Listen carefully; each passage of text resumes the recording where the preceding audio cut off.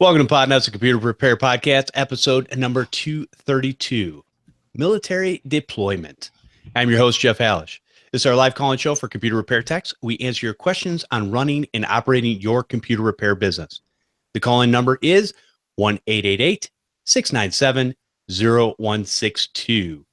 And the computer repair podcast is brought to you by Ninja, the simple-to-use remote monitoring and management solution. Try it free at info.ninjamsp.com/podnuts. Let me introduce the co-host. We have John Dubinsky from the Maven Group. How are you doing, John? I've been loaded. Seems like forever, Jeff. It's good to be here. Good to have you back, man. Also, we have joining us Chris Carruthers from the Remote Support Tech Team. How you doing, Chris? I am floating, as you can see. Yes, you are. Yeah. And also joining us, we're glad to have him, is Matt Rodela from Tech Site Builder. Matt, how you doing? Good. It's been too long. Glad to be back. Good to have you. And he does many other things besides Tech Site Builder, but that's one of the main things that he does and does a really good job at for everyone out there. So, Amen. Let's go ahead and let's start off. Chris, why don't we start you off this week with a tip or story that we could learn from? Sure. So tip that I want to bring up, thanks to a personal experience on Friday, make sure you do, a little bit of an inventory check before you leave somewhere. So I packed up Friday morning. I had a 7 a.m. appointment. Leaving at 9 a.m., getting everything into the van, talked to somebody, got in the van, drove. I don't have a garage, so the car was sitting outside. There's a point to all of this. Got on the highway. I was going 120 kilometers an hour on the highway. I don't know what that converts to in miles off the top of my head. Had the van parked in a parking lot all night and then drove home. Then drove around the next day before realizing, hey, what's that black thing on my roof? It was the iPad. The iPad that I use for all of my mobile check-ins and mobile everything. I had stuck on the roof while I was talking to somebody, and the magnet that holds the lid shut kept the iPad on my van roof. Wow. For a day and a half with highway driving. So yeah, keep track of your stuff, or else you're going to wind up either being really embarrassed or replacing a $1,000 piece of equipment. Thank God for the cover, right? Yeah, no kidding. I would like to think that if the cover wasn't there, I would have found out a lot earlier because it would have fallen off in the parking lot originally. But I'm amazed that it stayed there that whole time, to be perfectly honest. Yeah, no kidding. Wow. All right, Mr. John Dubinsky, why don't you give us a tip or a story we could learn from? You might need to unmute yourself first. It's hard, right? No. All right. So really quick tip this week. Been getting a lot of HIPAA questions from both friends, family, and fellow techs. So just a little tip that another podcast to add to your list is called Help Me with HIPAA. David and Donna over there do a fantastic job with their podcast. They have over 100 episodes, and I would highly suggest that you start at episode 1 because all of them are relevant and very entertaining. So it's Help Me with HIPAA. It's Donna Grindle and David Sims. The rumor is David Sims is going to be at the Unconvention, which is fantastic. So that's my little tip of the week. HelpMeWithHIPAA.com. Everybody needs help with that. That's for sure. Very cool. And Matt, what do you got for us this week? Yeah, Dave Sims is a great guy. He's the podcast is a lot of fun, and he knows a lot about HIPAA. He also knows a lot about marketing. He's really big into all the different ways of marketing, like starting a podcast and doing webinars and videos, and so definitely a great one to check out. I second that recommendation. So let's see. So a tip from me, since I'm kind of the website guy, I'll do a website related tip. If you are going to be changing your website URL at all, and that normally what could happen when you do that, and people don't think about this, is when you might be changing it to HTTPS. So you might be adding SSL to your website, because there's a big push now where Google and everyone's trying to get folks onto HTTPS. When you do that, your actual website URL is changing from HTTP:// to HTTPS:// whatever. Also, this applies to anytime you might add like the www before your website, or remove that, take away the www. Anytime you do any of that stuff, you want to make sure you go into your different analytics and management platforms and update your URL. So in Google Analytics, go in there and specifically change your URL from what it was before to what it is now.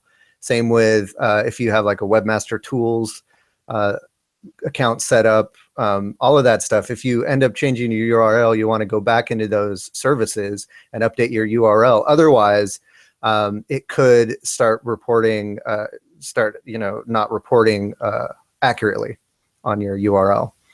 Another thing to keep in mind is if you do change to HTTPS, that in effect encrypts, as you know, any traffic going to or from your website, and that can also affect your analytics. So even if you update all of your URLs in all of your programs, you still might end up seeing a lot more of the referrer being, instead of coming from certain websites or having more of a view into where your traffic is coming from, it might all end up going to the direct category, as in direct visits where you're not quite sure where they're coming from. And that's because, especially if someone's coming from an HTTPS site to your HTTPS site, that entire transaction there is encrypted. So even places like Google Analytics aren't going to know where they're coming from. So that's going to kind of affect your analytics as well. And that's just something to keep in mind. All right. Great piece of information. And I've got one even better for you than that. Just use Text Site Builder and let Matt and his team do everything in the background for you, so you don't have to worry about it. Well, now you'd still need to update your analytics and all that other stuff. We don't mess with your third party stuff. So you still got to go in there and update it yourself. And I'm adding that to the show notes, Jeff. That's textsitebuilder.com. Yes, it is. Okay. Just want to make sure. There you go. Well, you know what, the whole point is, though, Matt, you take care of all the stuff in the background on the website, so the other little things we got to update are just simple, super easy. Yes. Thank you. No problem. So, all right. So tip for me this week is I had a wonderful phone call on Friday night with Elena over at Aisle 8. And I basically had a promo code that wasn't working. I'd sent her an email. She responded back real quick. And we ended up having like an hour conversation. And we started talking about different things. There was basically 50% off on their Watt boxes. Well, I've got a surge protector that's starting to go bad. And I keep a lot of things plugged in. Now, not everything is on all at one time, but in my own personal office where all my production machines are, my bench machines, all this stuff, I have different surge protectors that have many things plugged into them. So I said, you know what? Half price on a Watt box. Let me just get a 12 outlet Watt box, 50% off. Can't beat it. And then I can control each of those outlets for lighting and all kinds of different things, which is kind of cool. A lot of you people are probably going, oh, what's the big deal with that? But I will tell you. So the studio lighting I have in my office basically is run off of my switch, my actual switch on the wall to turn on and off. And I have it plugged into one outlet, and so I can turn it on and off. What's cool about the Watt box, and one of the things I want to use it for, is I want to plug the lighting into the Watt box, and you can turn those outlets on and off from a remote control panel, either on your phone or on your computer. So it also got me starting to think about the network in my office. And I basically have a Colluge network, probably just like everybody else. I've got a new router and a new AP, which I love, both from Arachnus, everybody over at Aisle 8 there. And I said, okay, you know what? I'm going to start playing around with some switches to understand them a little bit better, do some VLANs, do some VPNs. So I'm going to order 3 switches on Monday. Elena, I'll be giving you a call back and getting that order. Now, a nice thing that I didn't know And because I'm so busy a lot of times, I can't remember to look in all this stuff. But being a partner with them, they have a not for resale program, which is cool because you can get a pretty good discount on their equipment to use in your own personal surroundings. Test it, try it, use it so that you know it backwards and forwards. And when you go to use it at a customer's facility, you already know it. You're not having to learn on the fly, which is great. So it's one of the things I started doing because I started selling the Arachnus products to some of my customers, small mom and pop businesses. And so I'm going to bring everything in-house here so that I can understand them better. And again, it goes back to eating your own dog food. So I'm going to, whatever I'm going to sell to my customers, I've done this from day one. It's what I'm going to use myself. And I'll be honest with you, there's a lot of times where customers, even residential customers, will ask me for consumer grade stuff. What's the best out there? And my answer from here on out is going to be, listen, all that stuff is junk. You can buy whatever you want. It'll work for a few years and whatever. Or you can buy something that's a little more quality, a little bit higher that will actually do the job better. And you can use that for long periods of time.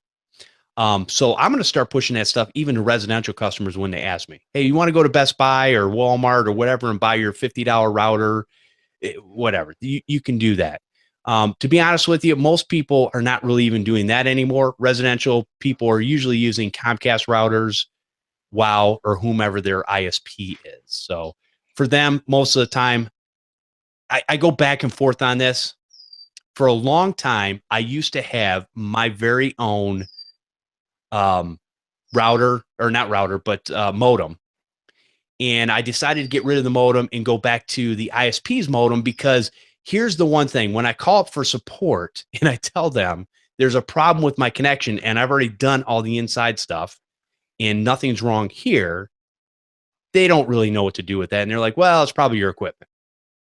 So for a lot of customers, it's probably easier to use the ISP's equipment. Now, I did go back to using my own modem because I don't really care for Comcast having a guest network that they just turn on or off at their will and do whatever they want with. So I want to be in control.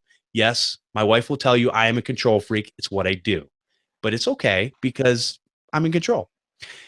So those are my couple of tips. But yeah, use your own stuff and just play around with the stuff to understand how it works and what you can actually do with it. So I'm fascinated by that stuff. All right, let's take a quick break. And yeah, go ahead. 2 seconds, Jeff. I'll second your Alana's great over at Aisle 8. She takes care of me as well. So heads up. She'd be a great one to have on the podcast as well.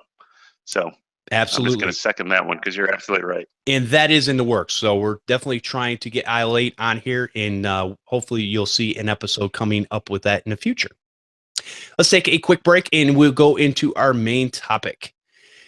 Our show today brought to you by Ninja, the remote monitoring and management solution, help you become more efficient, more productive, and more profitable.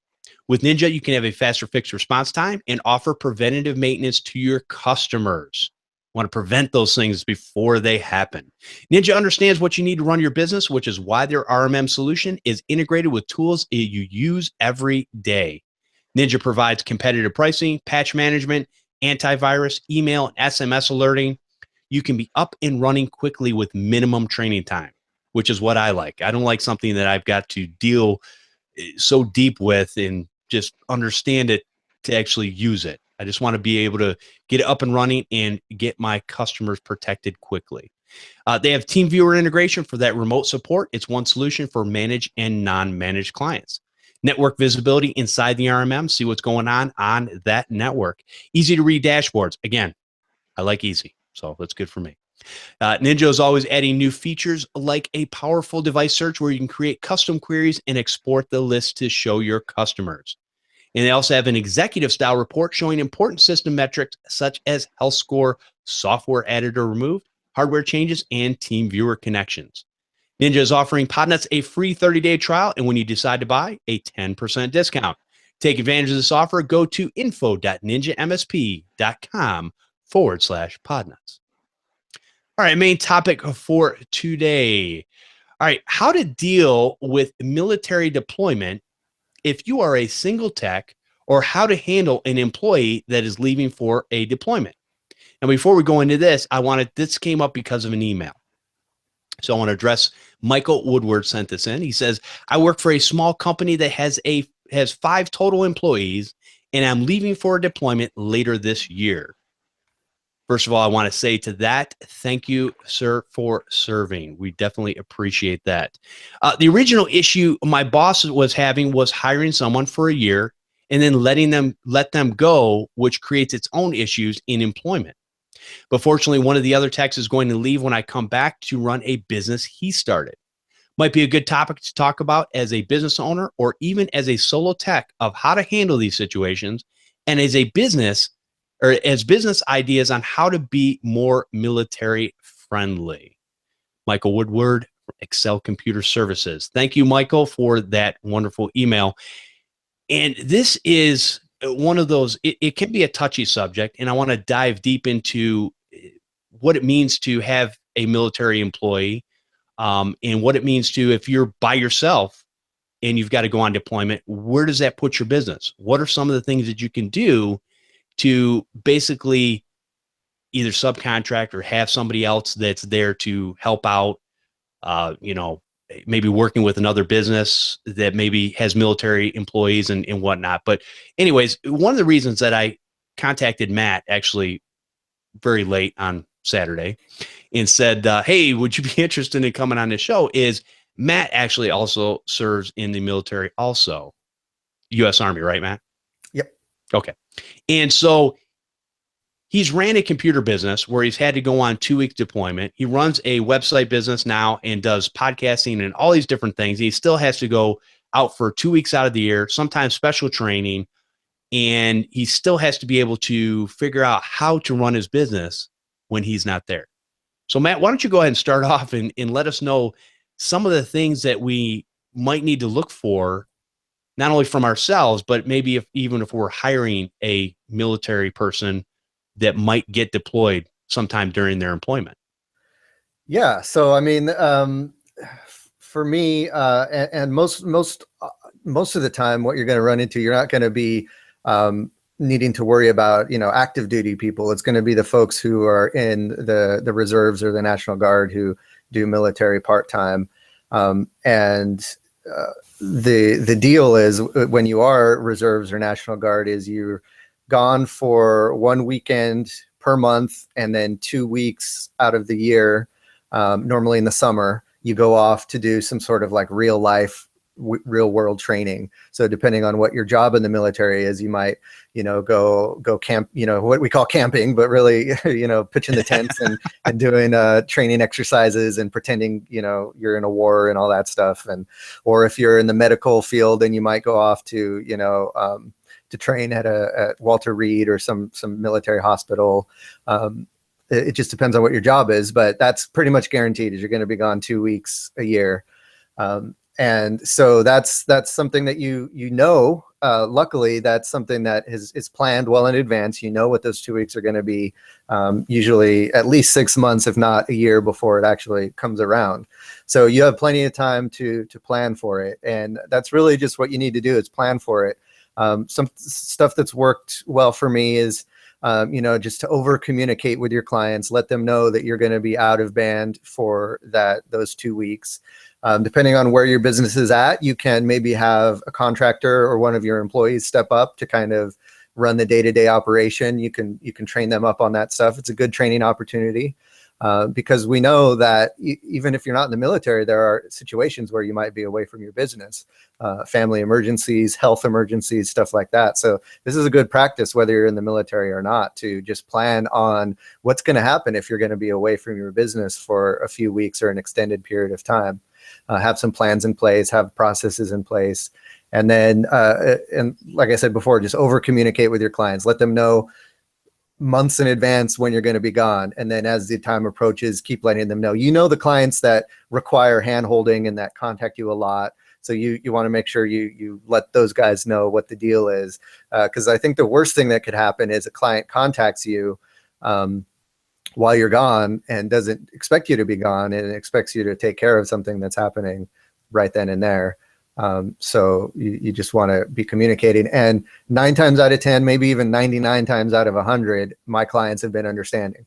They, as long as I communicate with them, let them know what's going on, they're like, okay, as long as we can plan for this, I'll just make sure that, we hold off on contacting you during those 2 weeks, or if we do contact you, we know that we might not hear from you for 2 weeks. And,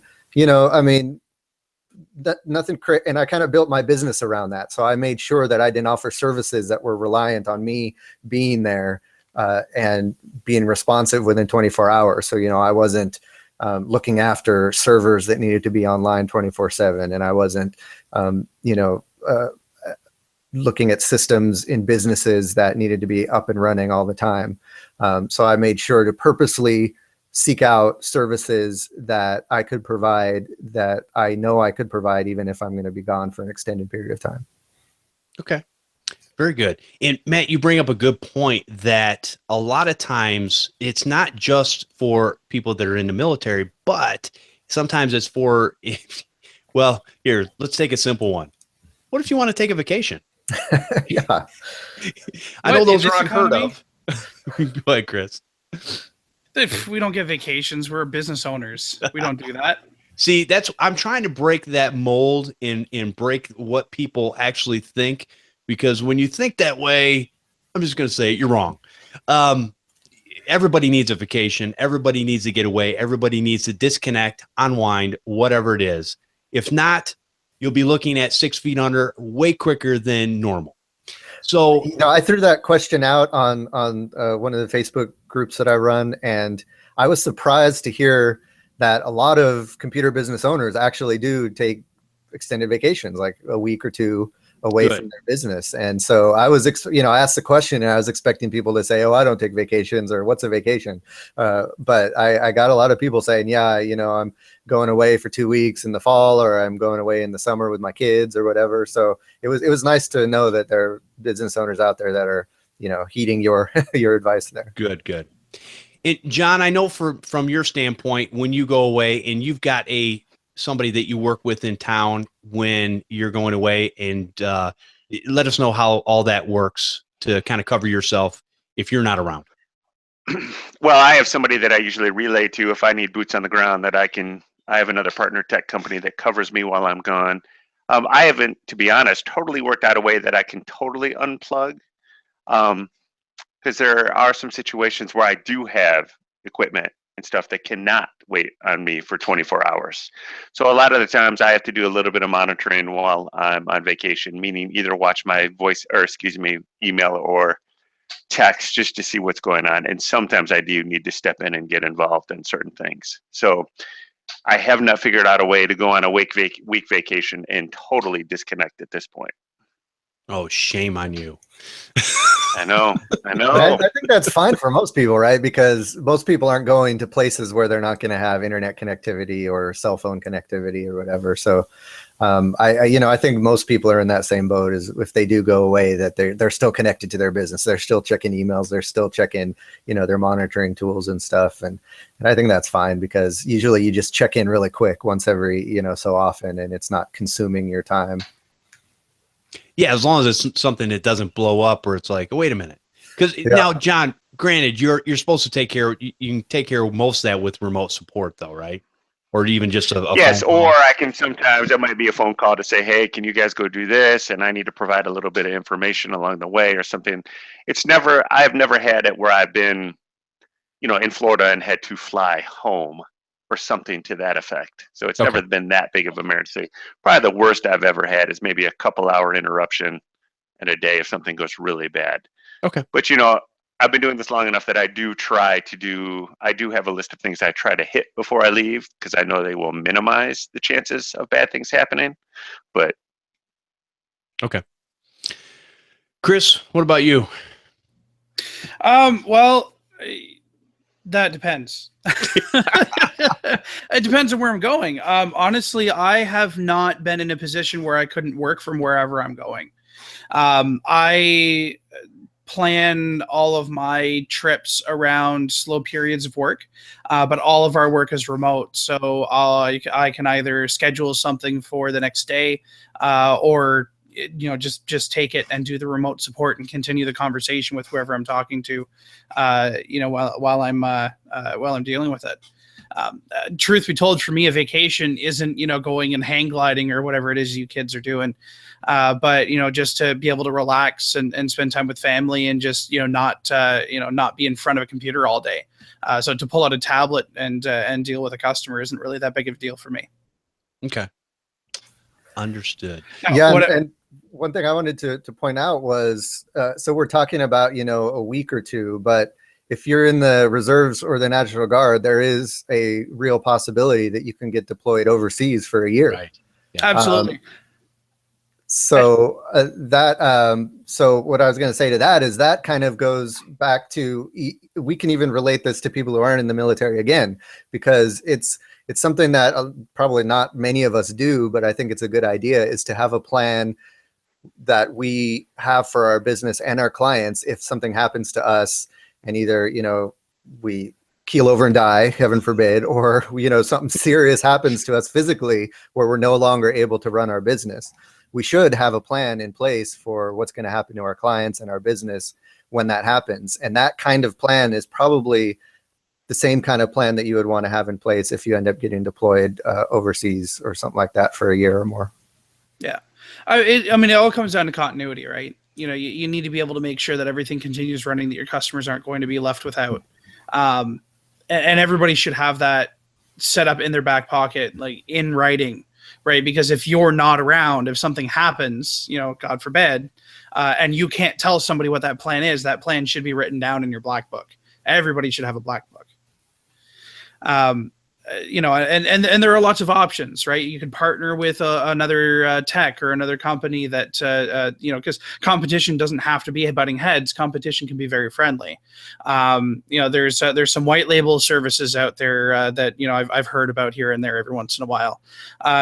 So you just, keep your ear out and start talking to people, because if you don't have a plan now, you should have a plan, within the next month or two in case something happens. That's a good point.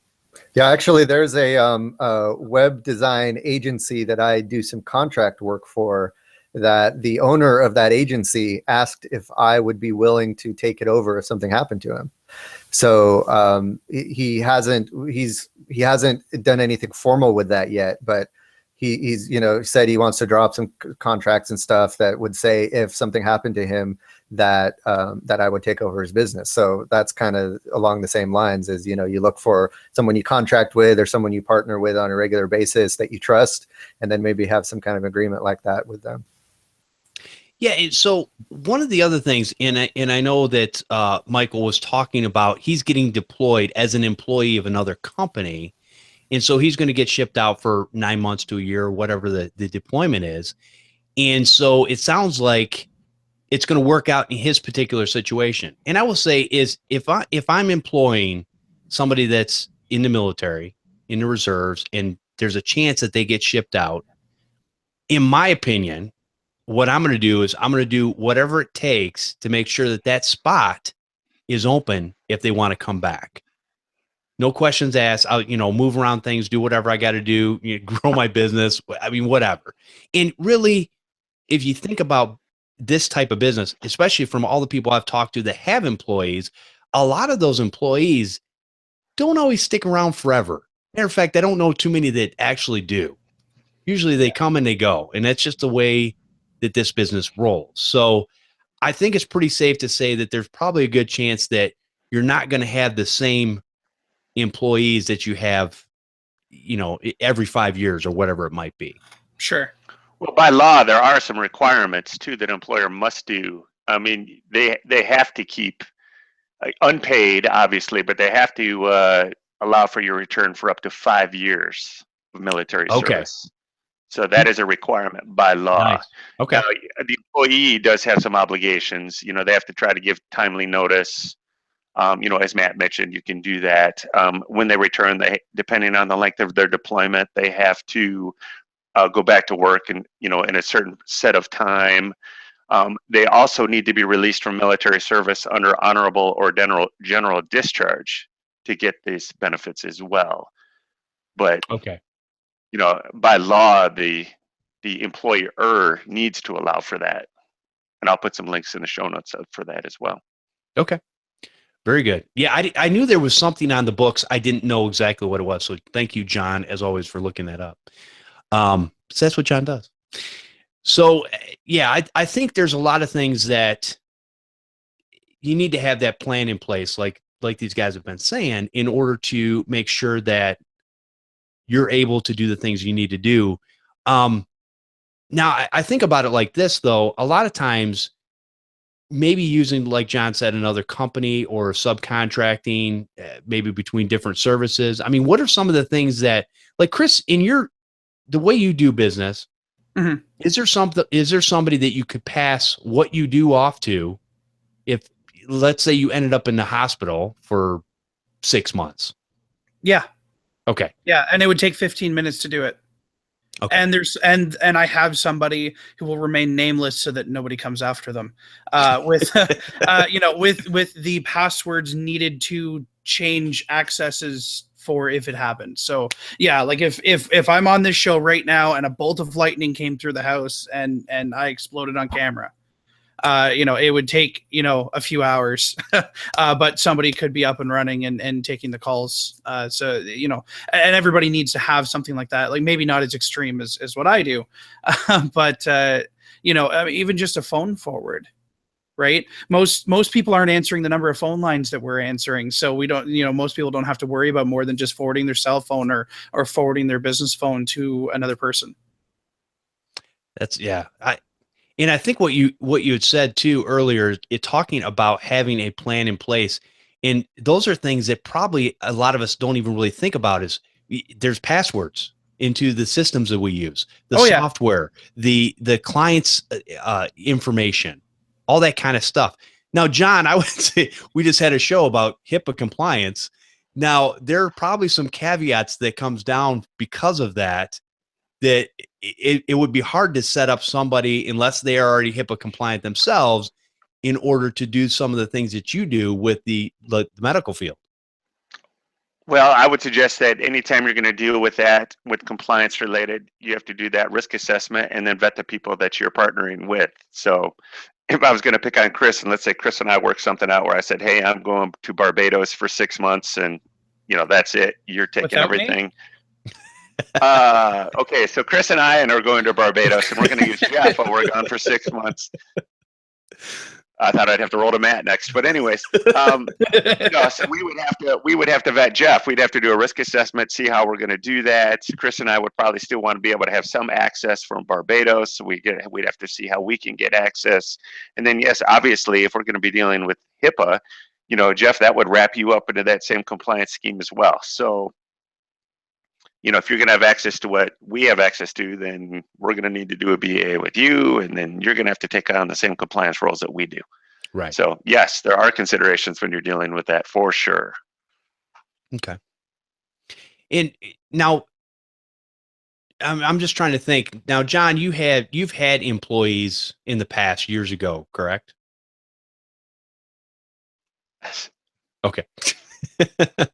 Now, is there any special, I mean, obviously you've never ran into this particular situation, but is there anything that you would have set up, with them in case, let's say you have enough business, you lose one of your employees, then what do you do?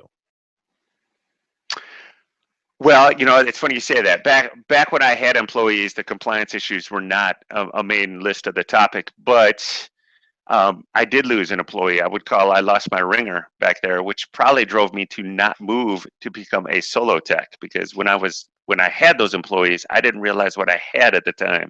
I was a little bit younger. I probably didn't appreciate, and I didn't realize everything that he was doing that was actually allowing me not to do those things. Okay, so he was very good. And then once he left on good terms and everything like that, I realized what he was doing, and then I had to take those responsibilities on. So yes, there is a lot of planning that you should do, that if you lose, let's say, a key employee or an upper management employee, or the employee that knows all about this one product that you sell and nobody else has any cross training or effort into that product, that's huge. Or in this case, let's say they get deployed for a year because they're either a reservist or something like that. That could be a big deal. Or what if they go on deployment and get hurt, which could definitely happen. So they do come back, but what if they can't perform their job for a while? So, there's a lot of considerations to do that. Just like anywhere in any business, I would suggest you need to do a lot of cross training and understand what your employees are doing for you. And I think a lot of this comes down to a couple of things. I mean, first off, we need to deal with the practical issues that are going to arise. Like John said, if you've got an employee and that employee is the expert on something, they shouldn't be the only one that knows how to do that job ever. You should have documentation for your other employees that can follow, cross-training for your other employees that can follow. That expert on that thing should be able to help train the other employees on how to do that thing that they're doing, right?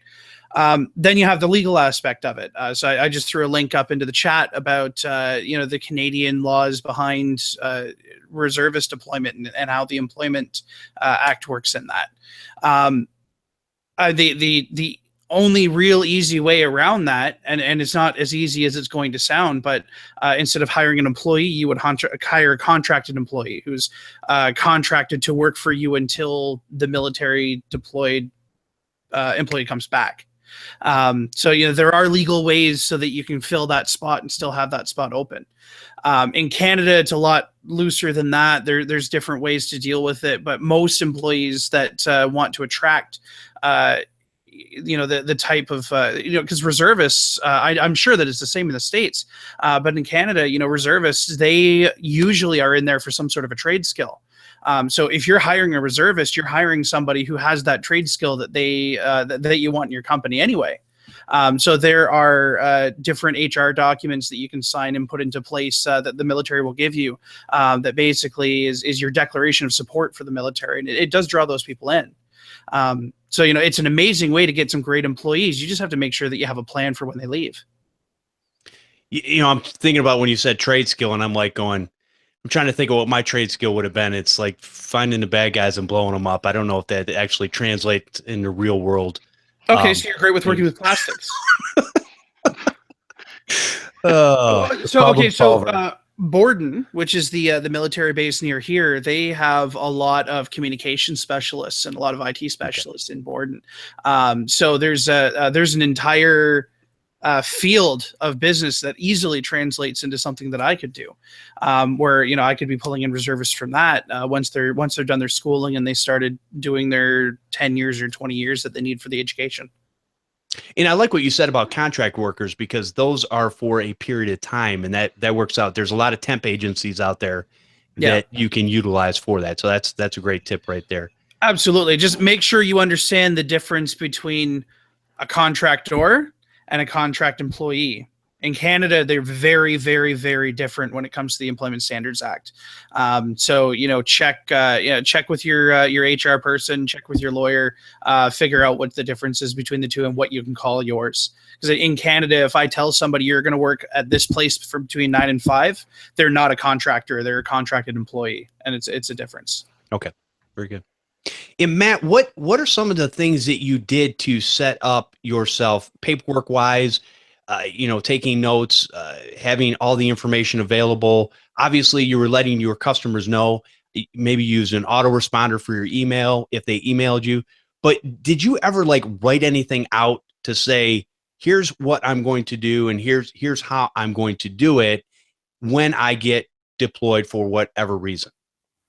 Well, I think yes, I've done that recently, probably within the last year. Because now that I have a VA helping me with a lot of the stuff that I do on day to day in my business, it's really forced me to create processes around everything and really document how to do everything so that when I am gone, like recently I had to go away for 2 weeks, not the usual 2 weeks for annual training, but 2 weeks for some other kind of training for the military. And while I was gone, I had my VA basically running tech site builder for me because I was out of band. I wasn't able to respond to emails that often or anything.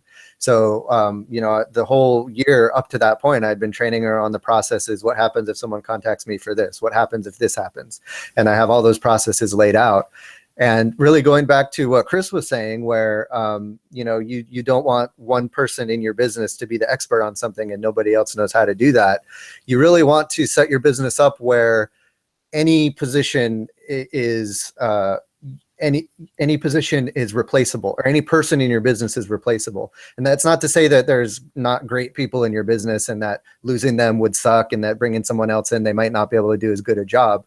But you want to have your processes in place to the point where anyone can leave or come in that position, anyone can be in that position, including yourself. Even you should be replaceable in your business. And that, while you guys were talking, that reminded me of a book that I read a long time ago called Built to Sell, which is basically how to create your business, set your business up to be sold. But that doesn't necessarily mean you're going to sell it. It could mean that you die, and then what's going to happen to your business. Or maybe you want to go off and do something else, but you want your business to continue running and generating money. So you set your business up as if it were going to be sold. So you have the processes in place, you have the contingencies in place, you have everything systematized so that anyone in your business can step out for a day, 2 weeks, 2 months, a year, and your business would still run. Okay. And just to clarify, so everybody knows, Matt's talking about a virtual assistant, not the other VA. So a virtual. Oh, yeah. Okay, yeah, I was I did trying not to hire figure out, the. what do they have anything to do with this? But okay. But Right. that's a good point, because with your online business, Matt, you're able to use a virtual assistant that can do a lot of the things that you do anyways. Yeah, and the same, but I think the same idea applies to any kind of employee that you might have. If you have a tech that works for you, just make sure that the processes of the things that you do day in and day out are documented, even if there's very subjective decision making that you're doing on a day-to-day basis. There's still a decision you make, and there's reasons why you make that decision. Put that in a process. Why are you making this certain decision when this client contacts you? Or why are you making this decision to purchase this particular piece of hardware? And try as best you can to put that into some sort of process document so someone else could follow it if they needed to. Okay. And now, so now obviously you've put these documents together. Is this something you have in a portfolio on your computer? Or do you have them printed out? Or, I mean, how do you make sure? And then do you go back and do updates on this stuff as time goes on? Yes, to the last question, definitely. These documents are all living documents, and I make sure anything new that I discussed with my assistant, I tried to remind her to update the documentation, but if not, I'm trying to just train her to do it anyways. So we just have all of our documentation in Google Drive. So it lives in the browser, and you can easily update it and keep track of revisions and stuff. And then I also use Process Street, which is process.st is the website. And that is a website where you can it's like fancy checklists. So you can create a repeatable checklist with processes that have, forms you can fill out, or you can tie it to other services.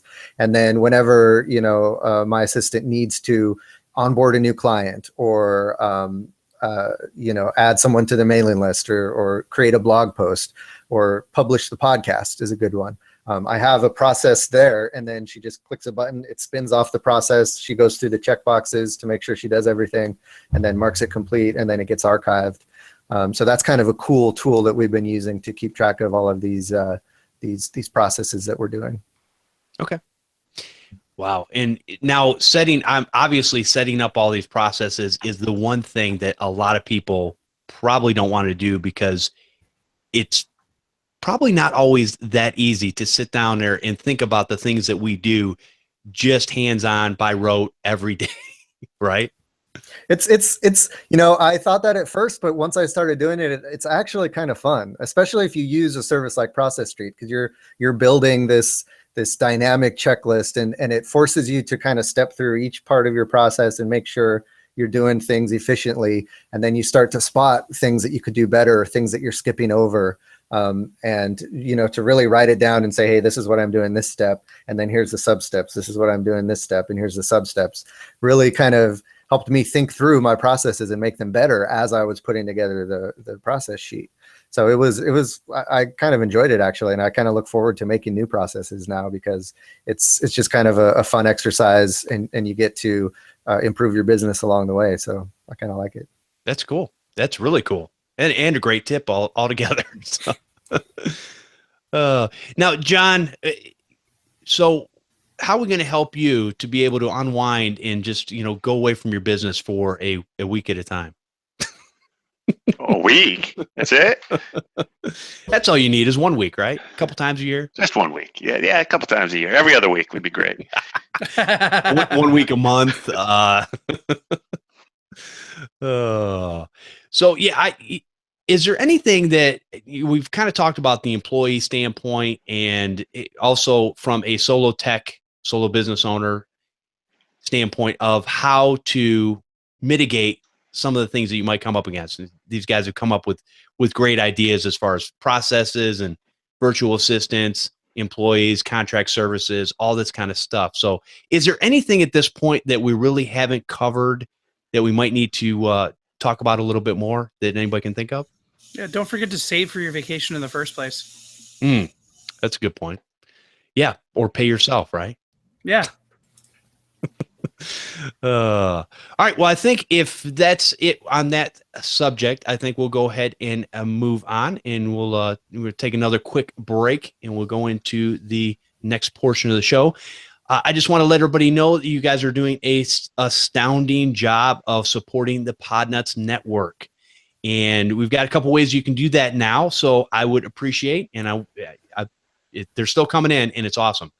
What we're asking everyone to do within the sound of my voice is to invest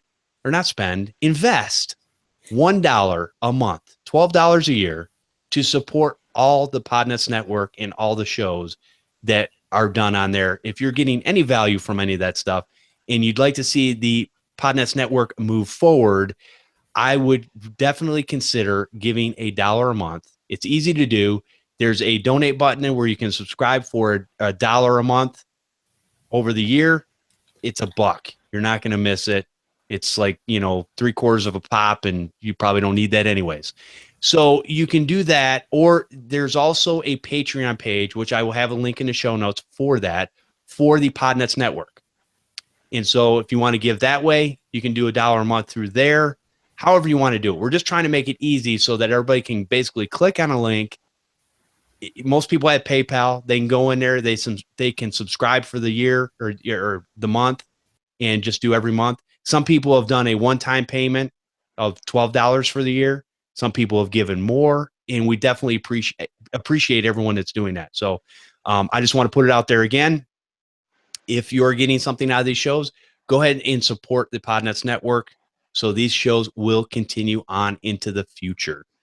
And also understand that there are each channel, not every show, but a lot of the shows will have their own Podnutz or have their own Patreon page also, and that's separate from the network. But I always tell people, support the network first, and then if you want to support a specific show like our show, you can give $1 a show. And the reason I do that is so that on the weeks that we don't have a show or something happens, there's no money out for those. So but you can definitely do that too. So anyways, let's move on from there. Let's answer some emails and take some phone calls. Phone lines are open. The call-in number is 1-888-697-0162. And let's go ahead and go into the first email. New computer business startup. It says, hey, Jeff and everyone on the podcast show, first-time emailer and first-time listener to your podcast. Found your podcast online through TechSuite News. Oh, that's awesome. This is my first attempt into turning my hobby side jobs into a business. I would like your expert advice in where I should start. I've been overwhelmed with acronyms, CRM, RMM, MSP, and etc. Yeah, I'm still overwhelmed with the stupid acronyms. You love them and you know it. I don't love them. I do have a full-time job at the moment, but I really want to try to run my own business. There is no try. There's only do or die. So I've tried Repair Tech software, TechSuite and Kabuto. Cool. Repair Shopper and looking into Ninja RMM. All great platforms. I don't want to just spend money on unnecessary software and monthly fees for services. I want to offer monitoring and antivirus and try to have a monthly income. My prices to gain customers was $80 for flat rate virus removal with free software. I don't know what free software you're giving, but you might want to stop that and actually sell something. Replace LCD with part plus $50, just as an example. What pricing should I be offering on a maintenance plan to my clients for the Ninja RMM? Thank you in advance, or thank you for your advice, and I love your show. It is very informative and helpful. Thank you. Chris in South Florida. Thank you, Chris. Another Floridian. Must be nice to be in the warm states. It really, oh wait, that's not me you're talking about, is it? So yeah, what I always try to say is go ahead. A lot of things will have a trial and you can try them out. As far as pricing and stuff like that, that's going to be worked on over time. Now, what I would do is just to start off, and Matthew, you can tell me that I know we've talked about this before, but one of the things you can do is look in your area, see what other techs are charging. And I'm not talking about, I hate to say this, Craigslist, techs, which there are some good ones out there. Don't get me wrong. The techs. But with that being said, go ahead and look at what the market bears. Go ahead and look at your mom and pop shops that actually have a storefront. Look at what they're charging. That's kind of where your market bearing will come in. And then if you want to charge a little bit less, maybe you're not as good as some of the things you need to learn, and this is a good learning phase of your business, then go ahead and do that. But don't undercut yourself so much so that you get so busy and so overwhelmed. And what ends up happening with a lot of businesses is you end up quitting in a short period of time. So $80 flat for a virus removal, I think is perfectly fine. I charge $89. So not much different depending on your area. It's all based on volume. What do you guys think? Yeah, I mean, I would, if I had to do it all over again and start from the beginning, I would keep it simple as far as the pricing. I would have just my hourly fee. I would sell myself as a consultant. So I wouldn't have any of these, managed packages or monitoring or anything. I just say, hey, I'm an IT consultant.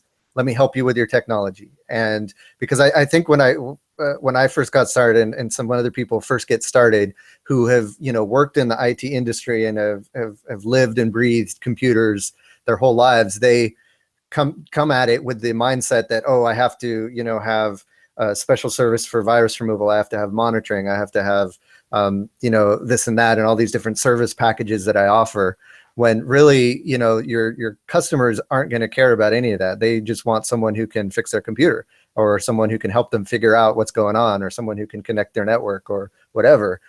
So you want to, I think, start off just saying, hey, I'm an IT consultant. Here's my hourly rate.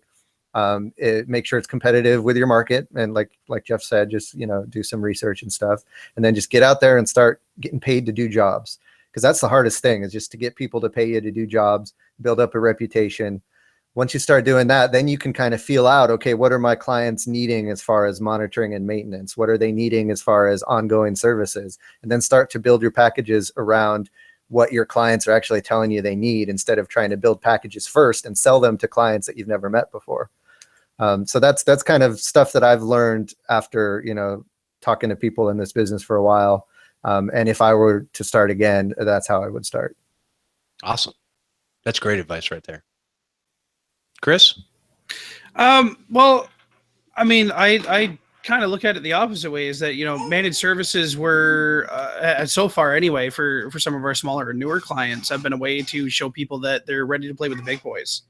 So I guess it really depends on what your attitude is going to be towards it. What I will say, though, is that whatever your pricing is going to be needs to reflect the types of services that you're going to include in it. So, using our managed service plan as an example, we're charging our white label clients $11 a month, and they're generally reselling for about $25 a month. For the antivirus, unlimited virus removals, and patch management with, basic monitoring. The problem is that if you're charging somebody a flat rate of $80 for a virus removal, why would they pay $25 a month for that kind of a package?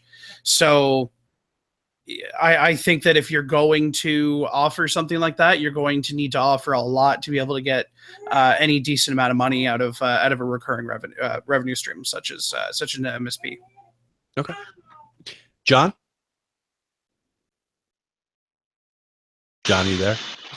Yeah, I'm thinking. I don't know if I have a great answer for this. My answer to this is always charge as much as humanly possible and then do a good job. But I mean, that doesn't directly answer his question. You have to start somewhere. I agree with you. Don't charge too little. Always charge a little bit more than you think you should charge because your time is extremely valuable. I like Matt's approach. I would never box price my stuff, meaning flat fee. I never have. Way back when I started, I did fall into the same trap that everybody else did. I did charge way too much, or a little, excuse me. But as a MSP, you okay? Okay. Take some water, Jeff. And I feel the same way about that time. But most of the time, since I provide managed services and I provide them on a flat rate, I think that is a different engagement compared to being a break and fix tech. And I don't think there's wrong with either one, but I don't think you can do the compliance stuff as a break and fix tech on an hourly approach. So again, I think right to what Matt said, you have to define what you want to do and then build your approach around that. And then again, charge as much as you can. Right. And so we had this discussion. I don't know if it was in your forum there on Facebook, Matt, but basically on one of these forums in Facebook, I had said that basically the way that you first get your customers is usually 9 times out of 10, something is broken. They need it fixed.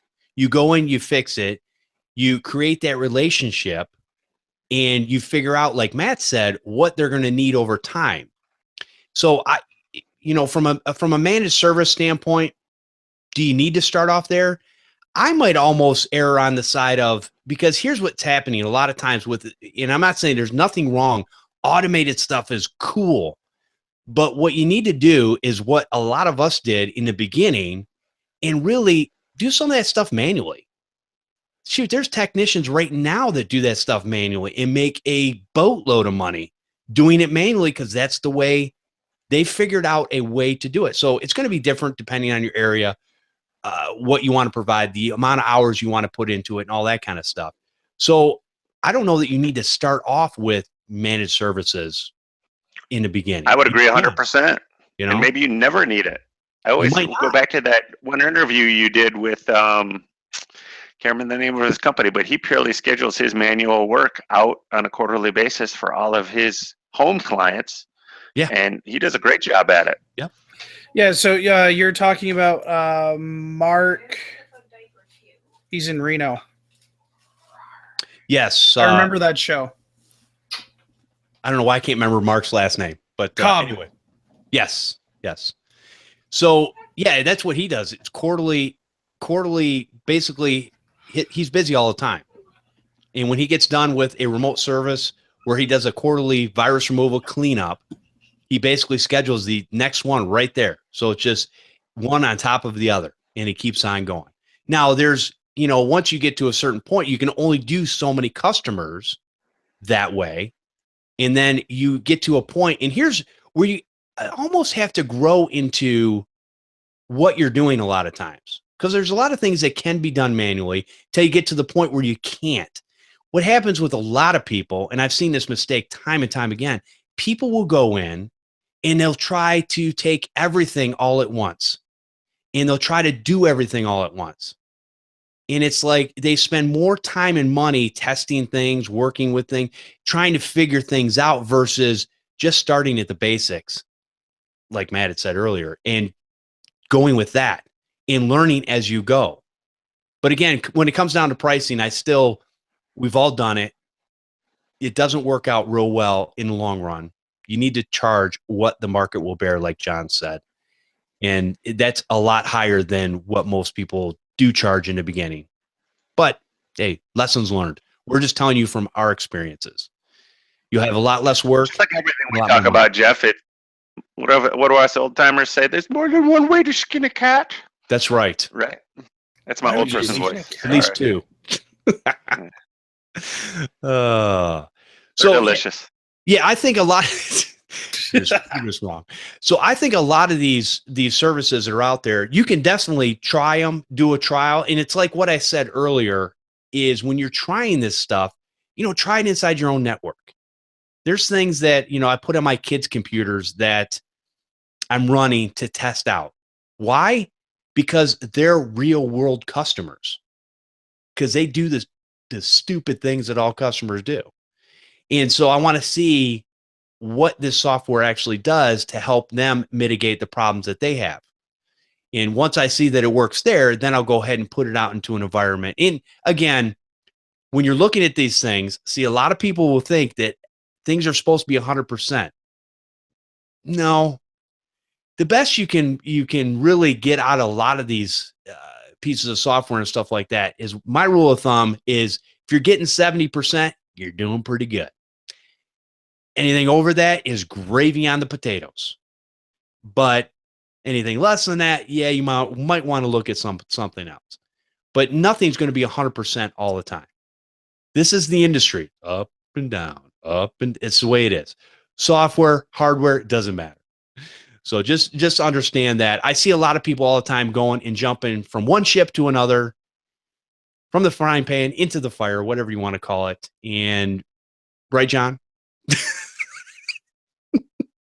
I don't mean to bite John. I'm done with that. I'm done with that. Picking up some old stuff, man. Come on. Yeah, it was a wild ride. I'm done with that. Amen. And I'll tell you from my standpoint too, real quick, is I do actually charge flat rate pricing under one condition. You bring it to me, because then I can justify that flat rate pricing. You're bringing it to me. Now, anything, if I remote in or I go on site, that's an hourly rate. And I charge $80 an hour. Why $80 an hour, you say? Because the math was easy. I can break it down into quarters, and it's $20 a quarter. It's real easy. So that's quite honestly why I came up with that price. What? True story. I like easy math. You know what else is easy to break into quarters? What's that? 100. Yeah, I'd probably be pushing the envelope for my area a little bit.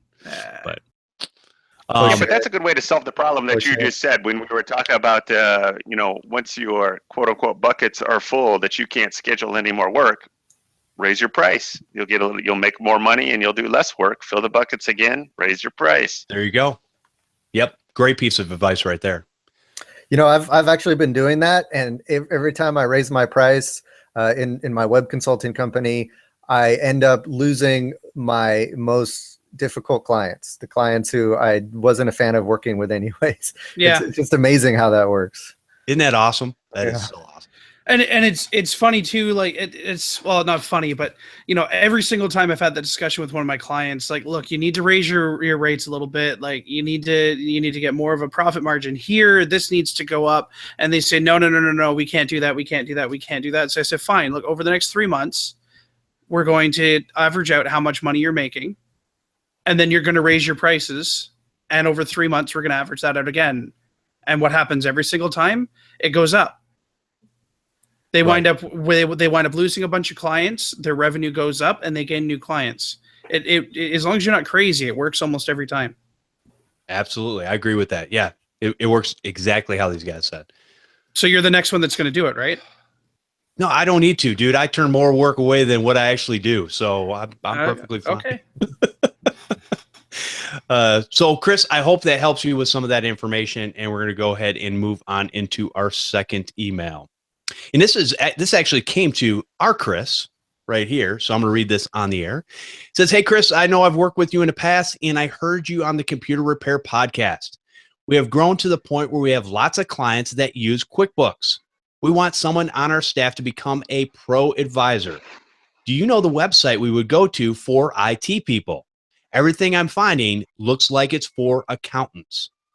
Thank you for your help in advance, Jeff Grenier." So Chris, you answered this email back, so we thought we'd bring it up on the show to let other people know what they have to do in this situation. Yeah, absolutely. And the answer to that is Intuit doesn't provide it directly.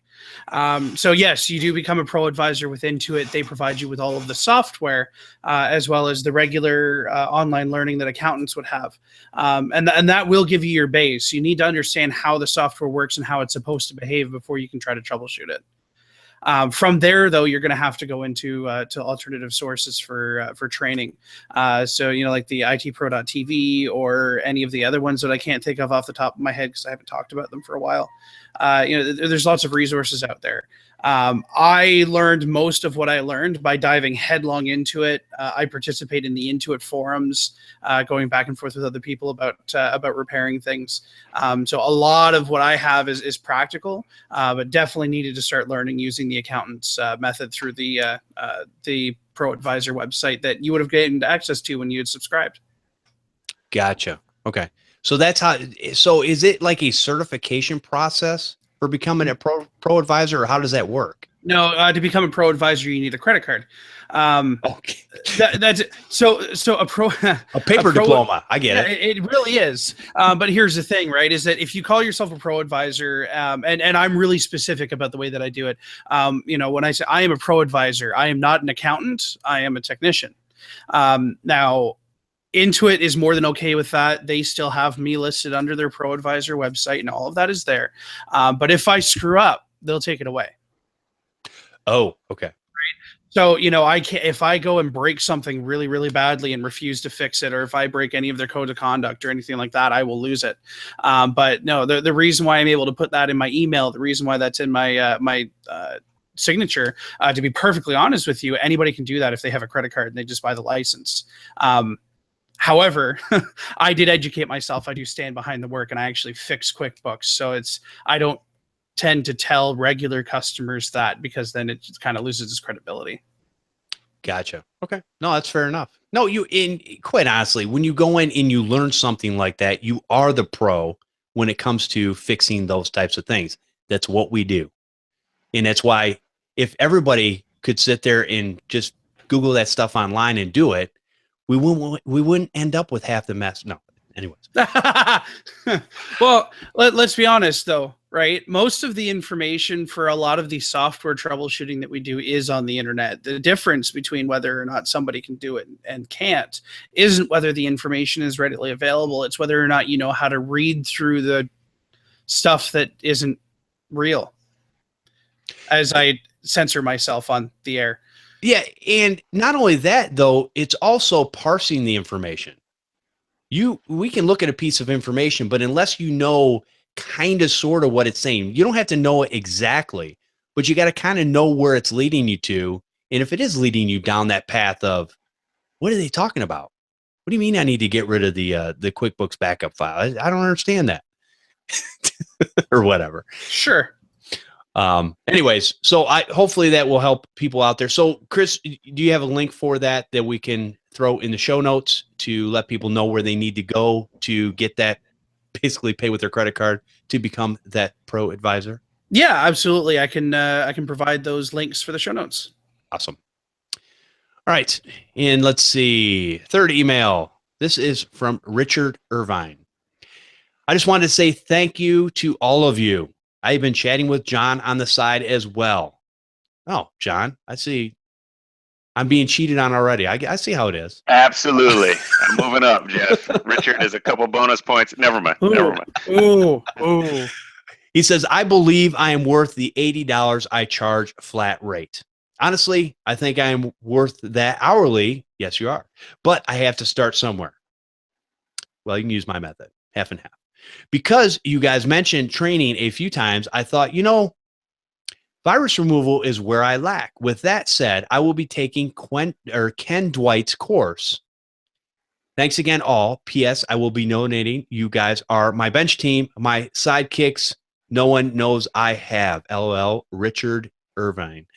Thank you, Richard, for that. In Ken Dwight, the virus doctor, if you want to understand what you're actually doing to eradicate viruses, besides just running a bunch of programs, he gives you the inside scoop. He does a training course that you can be a part of. And yes, it costs money, which is tax deductible for your business. Now, one thing I learned last year is I actually need to spend more money because I paid way too much in taxes. So I'm looking for things that I can spend money in because, again, as a side business, it's a little different for me. I try to pay. We have 15% self-employment tax in the state of Michigan, among other things. So I want to mitigate that as much as possible. But definitely take that course. We will have a link for that in the show notes. I took it, learned a ton. I have a better understanding of where viruses are and where they aren't. And again, when you search online, there's a lot of baloney out there. I'll just put it that way. And I'm understanding that there's a lot of people that really don't know what they're talking about. So definitely worth the money. Definitely take him up on that. All right. Let's see. And yes, Richard, you need to charge $80 an hour, especially when you're on site. You never know how long it's going to take. Yeah, Richard's a good man. He's going to figure it out. Yeah, absolutely. Asking the right questions. All right, this is from Crosshaven Computers, our good friend Cormac O'Donohue. I just love saying his name. Right? Says, hey, Jeff, I was hoping you could point me in the right direction. I have a crazy customer who doesn't, who has come back to me after a year saying his computer is not working. At that, I would say, this is me talking, sucks to be you. I pointed out it's a year later, but I'm getting emails, etc.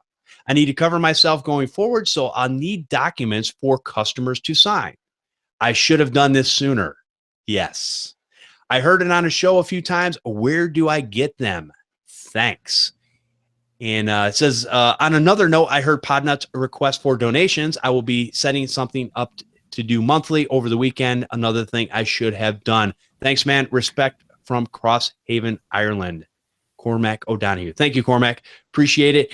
And the place to go for your documentation is Technibble, technibble.com. You can get the documents, which I've been using since version 1. I think they're on version 3 now, which has PDFs and everything. I believe it's still $99. It's $100. Well worth the money. Again, tax deductible for your business.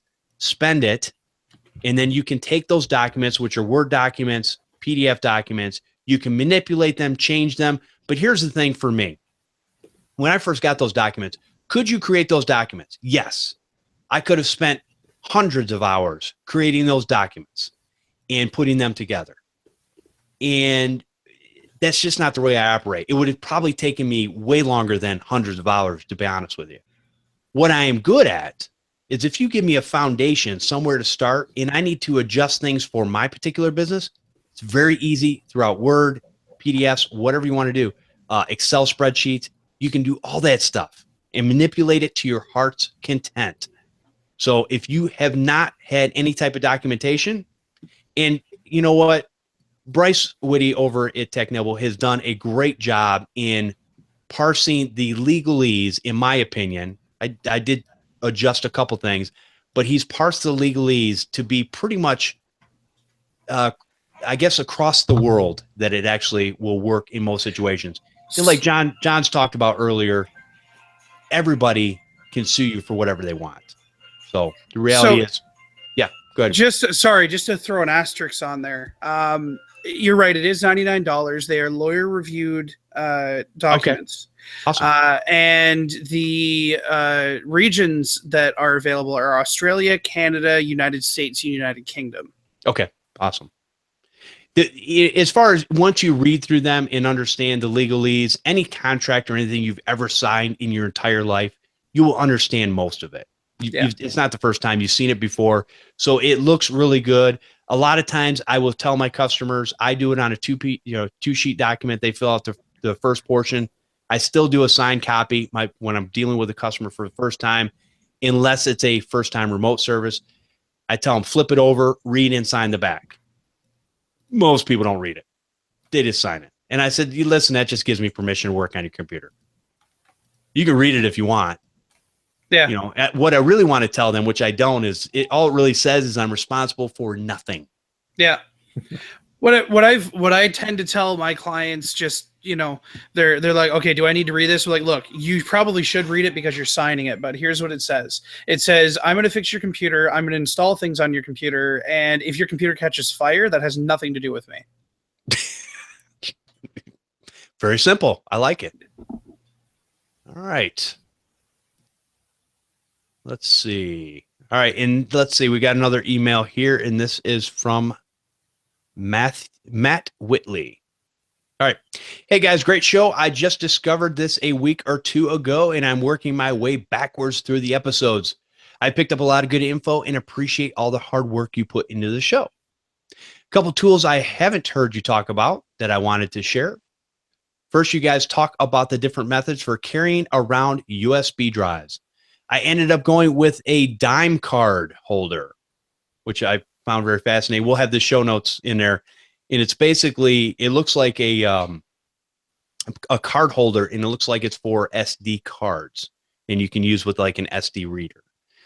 With a few other micro SD readers in case I lose the reader. So that's what it uses there. And it's a nice little, just a small form factor thing that you can carry this stuff in, and makes it real easy to carry around. It says for program patching, I've heard a few of you mention Ninite Pro. I used to use that a lot, but I moved over to patch my PC. Yep.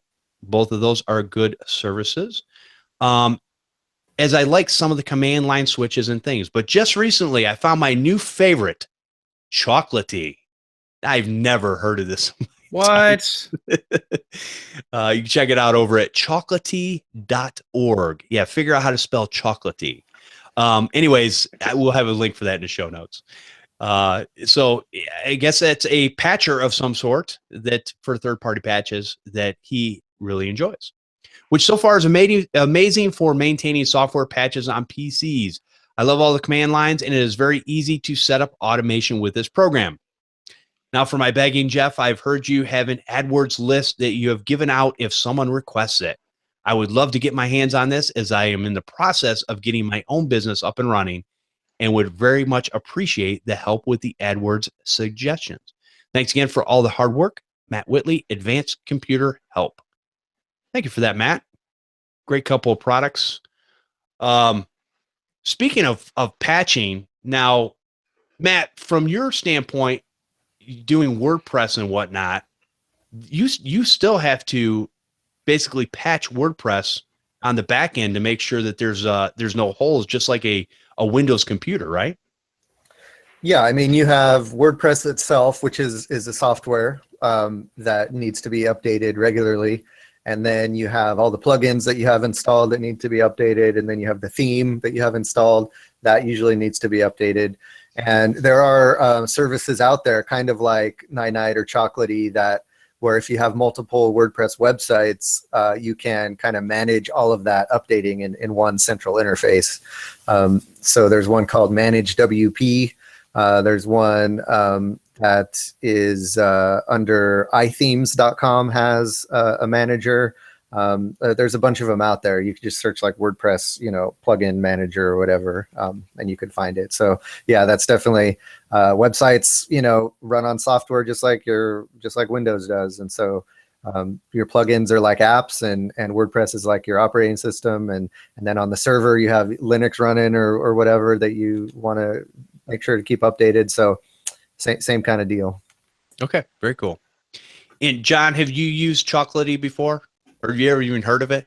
No, I'm a Ninite guy. There's some features that Chocolatey that does not have that I like, that Ninite has. And I got in, since I'm so old, eons ago, so my pricing for Ninite is very cheap.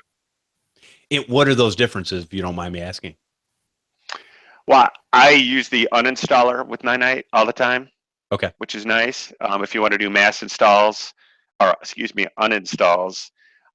Also, Paco uses Chocolatey, so we've been talking about some of the update features work much better with Ninite as well. Now, I'm in no way saying Chocolatey is bad. If I didn't have Ninite, maybe at the price I have Ninite at, I would probably take a much harder look at Chocolatey. Okay. And the nice thing about Chocolatey, it is open source, so it is constantly getting improved. Very good. How about you, Chris? Chocolatey? No. No, I have. I mean, I've always used 98 Pro whenever I was using an app like that, and then Ninja does a pretty good job too with keeping up with a lot of it, right up until you wind up with major version changes when you're going like Adobe. Adobe is really bad for that with major version changes with automatic scans. Okay, gotcha. I just can't get over the name. It doesn't. What is there a story behind that or something? I'm curious. You know, I like chocolate. I don't know, but here's the thing. I look at some of if you think about all the domains that are out there right now, and it was probably hard to come up with something. So they just picked a word out of the air. Hey, chocolatey sounds definitely good. Makes me hungry. Oh man. All right, let's see. We've got It should be noted that all of the chocolatey versions are not free. The open source is. There is a pro and a business version of chocolatey as well. So, depending on how you're going to support the fund or the software. Okay. Appropriately. That's good. Okay, let's see. This is from Giorgio Rafael. Hopefully I didn't screw up your last name too bad. Hi, Jeff and team. I'm not sure if this is a trend that you and the rest of the crew have observed, but I've seen an increased number of computers that have been infected with really annoying browser hijackers. The kind that change all the web browser shortcut targets and make registry changes to IE. Oh, yes. It's easy enough to remove the browser hijacker using some of the typical removal tools, but I got tired of the cleanup, restoring the browser shortcuts, reverting to registry changes. So I wrote a little VB script to reset the most common web browser shortcuts and optionally reset IE register subkeys to their defaults. I wanted to share this with you all in hopes it might be useful to you. And he's got this under GitHub, and we will definitely have a link for that in the show notes. And he is the owner of CPU Zen, which I love the name. So yeah, very cool. Yeah, definitely. Check that out. I don't know much about scripting myself. I did go to the website and check it out. I did click on the link just to make sure it wasn't something weird, which I didn't think it was going to be. But anyways, take it at your own risk. It looks like a regular script to me, so nothing nefarious. But again, I'm not a reader of scripts or code. I fix things, just not with that. So thank you, Giorgio. Appreciate that. All right. And have you guys seen an uptick in the browser hijackers?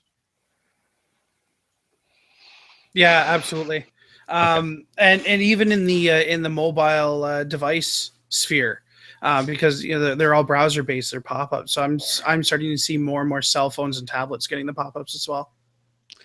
Yeah, you know what I say to that. What I used to say for PCs, which is not so true anymore, but it definitely is for the mobile devices. Yeah, stop going to those websites. Yeah, it's 100% true. Or just pay attention to what you're doing. Like, I was on the MSN website and then I clicked on something and now I've got this thing telling me I have the Zeus virus. Be like, but do you know what you clicked on? Right. Yeah, and that's another vote for, if you have a website that runs on WordPress or some other similar system, that's a reason why you want to keep it updated, because if you don't, then you expose vulnerabilities. Someone could hack into your website, and then someone can turn your perfectly legitimate website into a deliverer of these, types of hijackings, and then you cause problems for your clients as well. So even legitimate websites could end up turning nefarious because the person behind them didn't keep things updated. Yep. Very true. And I've told my customers, especially the ones that are on my managed services program, that every once in a while I'll get an email and they say, hey, they'll send me a picture, a screenshot of this pop-up, call 1-800 whatever. And I tell them every time, and it's funny. It's like, hey, apologize about that. There's really nothing in the world, because these, unfortunately, pop-ups for the most part are legitimate. And to actually block those, I've not found anything that's 100%. There's stuff to help, but not 100%. So every once in a blue moon, they'll get these pop-ups, and they could have went to a legitimate site, like Matt was saying. It's very easy to do. Something else has gotten hijacked somewhere. You get this pop-up. All they want you to do is call the 1-800 number so they can remote in. I go in, I clean up their browser history and get rid of that. Make sure there's no proxy settings in the browser or anything. But other than that, it's like, what are you going to do? What's that? That was me unmuting instead of muting. Oh, gotcha. All right, so let's go. Okay, here's an interesting one. This is from Cormac again. In this, he actually is asking another question. Jeff, sir. I don't know how I feel about that whole sir thing, but whatever. Question for the show. How come most HP laptops I run check disk /F/R get stuck at 10%? This is happening only on HP. Interesting. I mean, I run check disk on a lot of HP computers, and I haven't had that problem. I'm wondering now. He is in Ireland. I don't know. Maybe they're they have the foreign computer. I'm not sure. What are you trying to say, Jeff? Well, I remember a lot of people. I would get XP computers that people would get, and they had XP on there, and it wouldn't have things like media player. And the reason it didn't is because it was the Chinese version of the operating system or whatever. And so I'd have to go in and do a workaround. And there's different things you had to do depending on what the licensing for each company or each country got from Microsoft. But he's saying it's an HP computer. To that, I go, I don't know. Does anybody? I've experienced that before, but I can't nail that down. I would suggest it's not something to do with the HP brand, but I would be willing to bet maybe if he sees a lot of the same model of an HP, I would be willing to bet it's some software package or software device on that HP. Okay. Or hardware device associated with that. Right. Okay. Interesting. So yeah, Cormac, I am not sure on that one. But definitely let us know how that works out. Second question, he also says, also Microsoft Outlook. I had a reason to download 42 gigs of mail for someone. Don't ask. And another tech who tried had no problem downloading it, but had problems taking them off and could not import the PST files. We tried Office 2010 and 2013. Anyone else have such problems? I know. It's a crazy amount. Yeah, it's an insane amount. Somebody has a problem when they have that much mail. So they could do it on a different computer, but they couldn't do it on this one? Is that what he's saying? Well, basically, or they couldn't do it at all? He couldn't download it. Another tech was able to download the file. He could not import the file into Outlook to get that information in there. Now, as far as the downloading, from my standpoint, when I look at it, it all depends on what you're downloading it to. And a lot of people don't realize this, but your USB stick, if you're using it for, whatever, a lot of people love their big USB sticks. If you have that formatted in FAT32, there's a file size limit that you can only get to. So a lot of times you need to, what I would suggest is an external hard drive and just let it use NTFS and download that file. It's still, big files like that are sometimes hard though. Because a lot of times you want to look at the Outlook Repair tool. I might run the Outlook Repair tool on it. Okay. That might be a good one. Yeah. See if that works. Lisa Hendrickson would, in my opinion, would be the Outlook expert and probably has an answer to this. And you can, find her over on her website at callthatgirl.com. And definitely check that out. And she's got videos on YouTube and all that kind of stuff. Not .com, .biz. .biz, I'm sorry. .biz. Thank you for the correction, Chris. Yes. Callthatgirl.biz. Should have known that. So anyways, go ahead and I would check some of that out and see if she has a fix for that. I know she does this stuff all the time. She talks about it in her show and whatnot. So anyways, check that out. Matt, you haven't ever run into that, have you? 42 gigs of email? No, I have no idea. See, I'm the last person you want to ask about email. I'd be the one shaking my finger in the fist or in the customer's face going, you, sir, have a problem. I actually started offloading any email work to Lisa that I get, because a lot of times when I build websites, the people the clients would also, assume that I would be handling their email as well. And I tried to at first, and I quickly realized that that's just such a different, sphere of knowledge, and you end up, needing to get into their desktops to troubleshoot the client side and stuff. And I just didn't want anything to do with that. So I started referring all of my web development clients. Anytime they have email problems, I just send them over to Lisa. Very cool. All right. Well, I think that is going to wrap up the show. We've still got another couple emails, but I think we're at the 5:30 mark. So let's go ahead and do this. Matt, if you want to give a parting thought and, let people know all the things that you're up to and where they can find you at. Parting thought is just, take care of your website like you take care of your computer. Keep it updated, keep it maintained, and don't neglect it, because sometimes you build it and then you just leave it there off to the side. It can be a very valuable marketing tool for your business. It can be a very valuable research tool for your clients who might have met you somewhere else and want to find out more about you. So you want to make sure that you have those, testimonials and all that stuff up on the website, which leads me into TechSite Builder, which is the service that I run for computer repair and IT service business owners. If you want a website up and running quickly, easily, and effectively, check out TechSite Builder. We are just about to roll out an exciting new drag and drop style page builder. This is a preview. If you are a TechSite Builder customer, you'll be getting that email tomorrow, I believe. So that'll make it easy for you to add a bunch of cool new features to your website, and it's got a cool kind of front end editing interface. So that's the main thing there. And then also we're having a lot of fun over on the Computer Business Marketing Facebook page. That's a Facebook page I recently started for computer business owners to talk about marketing stuff. So we got people there, sharing business cards and flyers and talking about SEO and talking about websites and all that fun stuff, AdWords and Facebook ads and all that stuff. So if you want to check out that, you can go to Facebook and search Computer Business Marketing, or just go to URL techsitebuilder.com/group. And that'll forward you straight to the Facebook page. And it's private, so we definitely have a bouncer at the door who's vetting folks who want to come in, and we just want to make sure that they are computer business owners and not.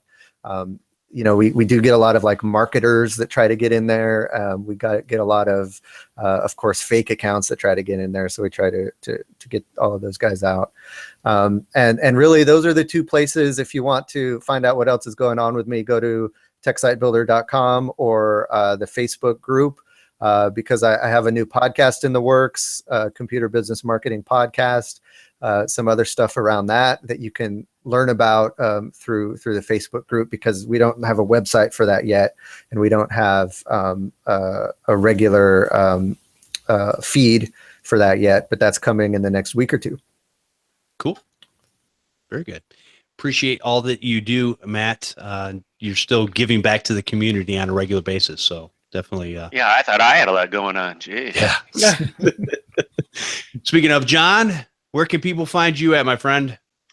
Mavengroup.net. And if anybody wants to get together and talk HIPAA, Jeff and I just did a show before this about HIPAA. Hit me up. Maybe we can do a little hangout or something, and I'll get together and cry in our drinks together, and our beer together. Yeah, we were talking about that earlier, and yeah, I wouldn't mind that. The one thing if we get together, I don't mind getting together and sharing some ideas and trying to help some people out. What I don't want to do is get together and just waste a bunch of time and talk about. No, I don't even know if this would be a show or not. I mean, we could record it. If it was valuable, we could post it to help other people. Right. If not, we can just chew the fat and see what everybody's doing. Yep. Yeah. The one thing we know is we can always learn something new, right, John? The one thing I know is I don't know everything. And is that your parting thought? It is. I forgot to ask you. Okay. Thank you, John. Appreciate you coming out, and thank you for doing that show earlier. It's been a long day for you. Definitely appreciate your input. My pleasure. Anytime. And Mr. Chris Carruthers, why don't you give people a parting thought and let them know where they can find you and what you're up to? Do what you do best and outsource the rest. Okay. Yeah. Sounds good. Good. I like that. So my name is Chris Carruthers. I am here from Remote Support Tech Team. We do white label IT services for computer companies. So if you're looking for an extra pair of hands, or maybe you want to go on vacation, you can send us an email, info@rstechteam.com, or give us a call, 866-568-2813. Awesome. Great to have you on the show and your input as always. And if you guys would like your questions answered on the air, then send an email to podnutz@podnutz.com, or you can leave a voicemail at our live call-in number, which is 1-888-697-0162. Don't be shy and keep them rolling. All right, come join us live for the Computer Repair Podcast every Sunday at 4 p.m. Eastern over at podnutz.com/Computer Repair Podcast Live. Join in on the conversation by calling in live and hanging out in the chat room. We have audio available over at podnutz.com, or subscribe using your favorite podcatcher. You can be notified when the show is live by subscribing to our YouTube channel, Computer Repair Podcast. I want to thank everyone for listening and subscribing to the show. We'll see you next time on Podnutz, the Computer Repair Podcast.